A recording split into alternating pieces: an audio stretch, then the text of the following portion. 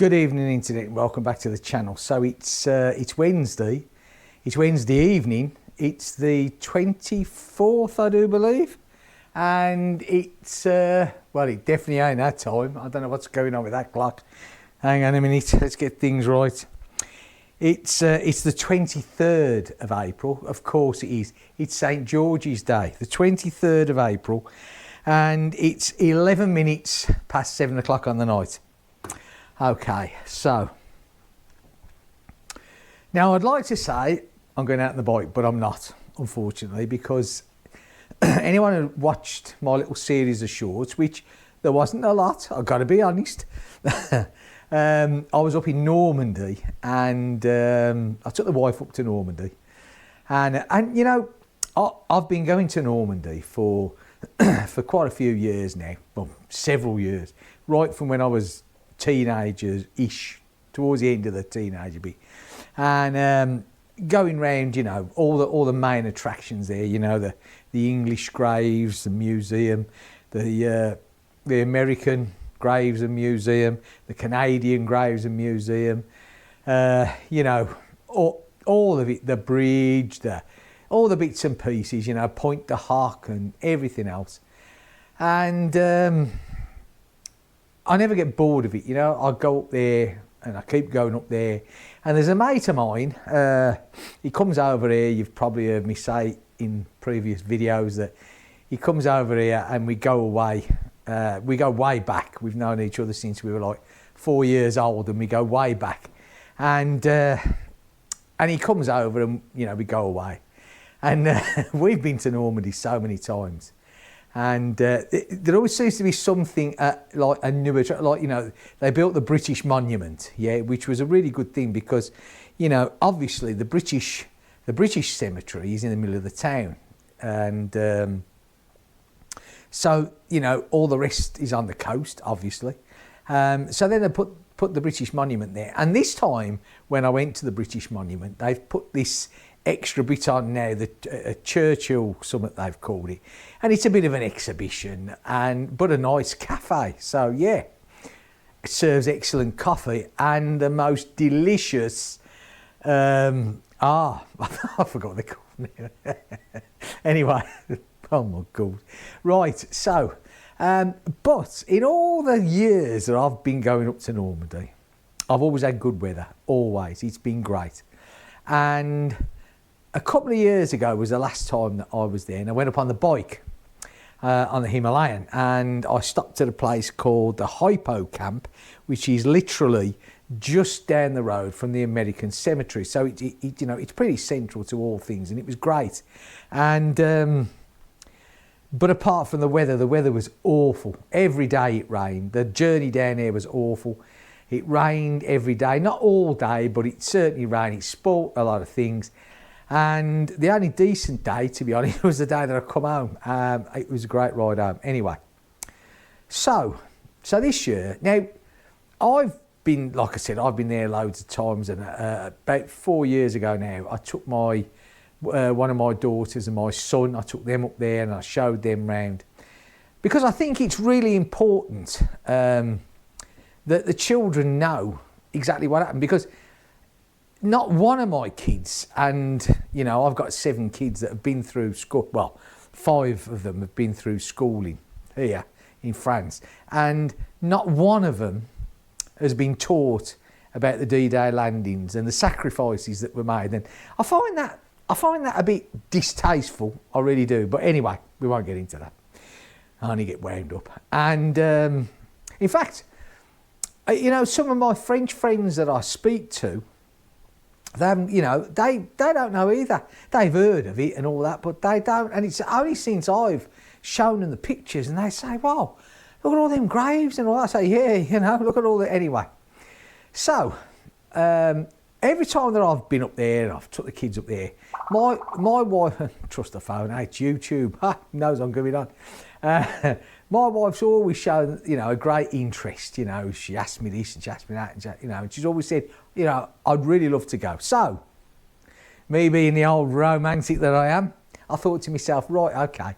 It was a long weekend here in France, and she had like the Friday, Saturday, Sunday, Monday off. So I surprised that. I booked it up and I was like, now, one of my favourite places amongst all of the sort of war attractions is St Mary Glees, you know, when John Steele got caught on the, you know, on the church. And so I thought to myself, right, okay, right in the middle, well, not right in the middle, but virtually, you know, just next to the museum, the Airborne Museum, there's a campsite called Camping Mare St Mary Glees. I'll get right in a minute. And they obviously do a huge trade. So on there, they've got 2 army trucks, American army trucks, that were actually used in the D-Day landings, and they converted them to staying. Now, when I was up there, I've only ever stayed on this site once before, and that was when I took my 2 kids up. We stayed in this chalet thing, and it was okay. And we was looking at this truck, which it looked all right. Bearing in mind we could go to the outside of it, but it looked okay. So I thought to myself, do you know what? I'll book that up. And it was something, excuse me, it was something out, you know, it's different, isn't it? It's not your normal thing, you know, staying in an army truck in a St Mary Glees, you know, which is like all the war, so it'll be great, you know, absolutely great. I was really looking forward to it. I thought the wife's going to love it, you know what I mean? So we arrives, you know, as you do, you get there, and first thing, the reception's shut. Right, I don't know. We got there about 1:30, 2 o'clock. It's a 5-hour journey from me, but you know, with stops and that, it took about 6 hours. France is a huge place, a huge place. Anyway, so we get up there, and the reception's shut, and it doesn't open. Now, bear in mind, this is a holiday time, so it's shut. But still, who am I to argue? So I said to the wife, I said, okay, not a problem. We'll park the car just outside, and we'll do the Airborne Museum. Yeah, and that's what we did. She loved it. It was great. I love all the museums. I really do. Anyway. So we do that, and we come back to the site, and I've got my checking-in paper. Oh yeah, you know, blah blah blah blah, and you know, we've got to ask you for a deposit, a cleaning deposit, which is the norm. You know, every time I go away, that's what you get asked for. That's fair enough. Because some people, they don't do what they're supposed to do. So they give us the key to the van, and we drive around, and we pull up, you know, in front of the army truck, and it's certainly a bit worse for the wear, you know? Oh dear. Anyway, I saw the wife's face. What's that, she said? Anyway, so first of all, it took the 2 of us to get the door open. I mean, you know, well, I jammed, it had dropped on the hinges. Well, it rusted on the hinges and dropped. Well, we go inside. Now, the picture on the site showed a heater, but this one hadn't got a heater. No heater, nothing. The door, when it did eventually shut, there was a gap like that around it. Yeah, I mean, it was huge, ridiculous. And it was just cold. It wasn't clean. There was cobwebs everywhere. You know. So I saw the wife's face again, and I thought to myself, this hasn't exactly gone as planned, has it? But still, never mind. So we went up to the reception, and I said, look, you know, I'm not being funny and all that, but this isn't what I really want. It's cold. Oh, we can give you a heater. I said, nah. I said, you know, there's a gap round the door that no heater could cope with, trust me. I said, and plus the fact, you know, spending the night with spiders galore, trust me, there was a lot. We opened the one blind, there was this nest of spiders. You know, when all the baby spiders go, pa-ching, about 200 of them, poof. And that was just one blind. I daresn't touch the rest. Right. So she said, oh, yeah, we've got a chalet that's available, she said. You know, cost you a bit more. I said, fine, we'll have it.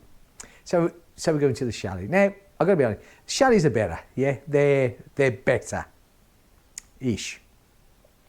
But, okay, so we get in there and that. And we get unpacked and we get settled, you know. And so the first night, you know, by the time we'd sort of got ourselves sorted, we sat there watching Netflix, you know, as you do, because I took the laptop, sat there watching Netflix, and the wife says, "Oh, what's that on the floor?" And I sort of looked down, and you know, like when it's not exactly bright, you know, because Netflix, you know, we got the lights dimmed a bit, and I thought, what that? And I put the light on. I'm not kidding you. The biggest hornet you've ever seen in your life. It was huge. I'm used to hornets. We get a lot of hornets round here. I hate hornets at the best time. But this one, what? You, well, now, what I think happened is, it had crawled from the direction of behind the fridge and the gas bottle. So I reckon it's been hibernated there, because this campsite has only just opened up, right? I reckon it's been behind there. We've got the heat on and that. It's woke up thinking, oh, it's summer. And it's got, luckily, it couldn't fly. It was all a bit, you know, dodgy. So, you know, now, I don't like killing things. I don't. I really don't. But this had to go, I'm afraid. So, you know, I mean, this thing, honestly, this thing, I presume when I Googled it was a queen, right, you know. And I felt really guilty killing it because, you know. But anyway, I certainly wasn't sharing anything with it, mate. The sting on that thing would have been awesome. So, the rest of the trip, it was... Now, the trouble is with this chalet, it hadn't got its own toilet facilities or sink or shower. Now, okay, I'm used to camping. We camp as a family, so that's no big deal. And the shower block was literally 50 yards from us. So, you know. But I'm not kidding you. You go in there of a morning for the shower. It was dithering freezing. It really was. No heat in this shower block at all. Absolutely freezing.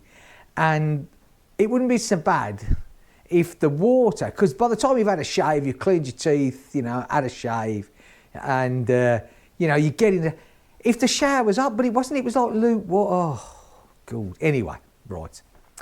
But you get the picture, right? And, you know, what gets me is they're in such a fantastic position, but I think they've sat back on their laurels and thinking to themselves, we're in St Mary Glees, we don't have to try.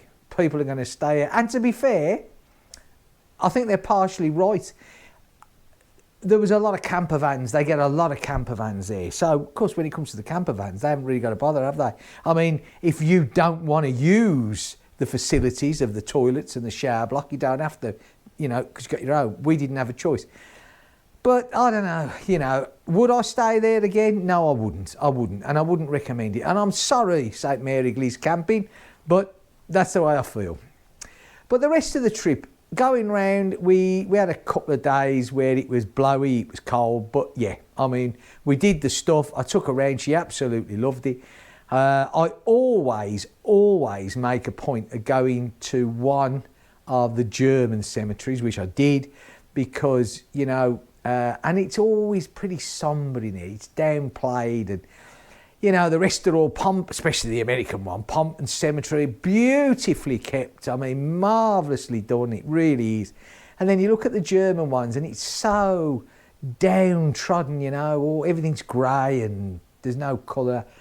And you know, it's a shame because, and I said this on the little video that I made, that, you know, you walk around there and you look at the graves, and 18, 19, 20, they don't want to go, these lads, you know. I mean, they're like anybody else. They're like me and you and everybody else that was fighting there. They did it because they're told to do it. Let's face it. You know, I mean, I dare say, if they'd have said no, Hitler would have shot them. Well, not him personally, but I'm sure some SS gentleman would have come along and blew someone's head off. I could be wrong, but there you go. Anyway, so, yeah. That was my little trip in Normandy. Now, since I got back from Normandy, I want to get out on the bike. It's rained every day. The weather has been awful, absolutely awful. It rained coming back, and it's rained ever since. We've had some right horrible weather. Yeah, so, and of course, today, St. George's Day, like I said, when I first come on, that's why I should have known the date. And for me, it holds a very special thing because 58 years ago today, my dad died on St. George's Day. I was only a nipper. And it's a day that I'll never forget. But yeah, for the rest of us who's English, St. George's Day, quite funny really, because my kids at college here, they celebrated St. Patrick's Day, and I know they celebrate the Welsh one, which I forget who he is now. But they never do St. George's Day. Why would that be? I don't know. Anyway, and the other one is that although it be the anniversary of my dad's death, it's also my mate's birthday today, the one that comes over here each year, and unfortunately he's in hospital this year. I was talking to him this morning, and yeah, I mean he's not ill, seriously ill. It was worrying at first, but thank God, because you know, I've said this several times. You know, I've got a few people, a very few people who I class as mates. You know. I have lots of friends, but mates, real mates, who I would trust my life with, and he's one of them, you know. And you know, we've been together, known each other since we were 4.5 years old. We met at the local clubs, you know, dib, dub. Or was that the Scouts? I'm not sure. Anyway, been a long time, eh? The old, what was it called now? That thing you had round and you put the toggle up. I don't know. Anyway, right, okay. So basically, this video was just to say, yeah, I'm still here. I haven't disappeared. No one kidnapped me while I was down there and holding me for ransom, because no one would pay it anyway.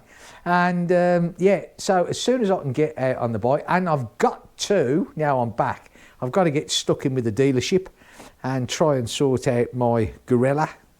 And get that running,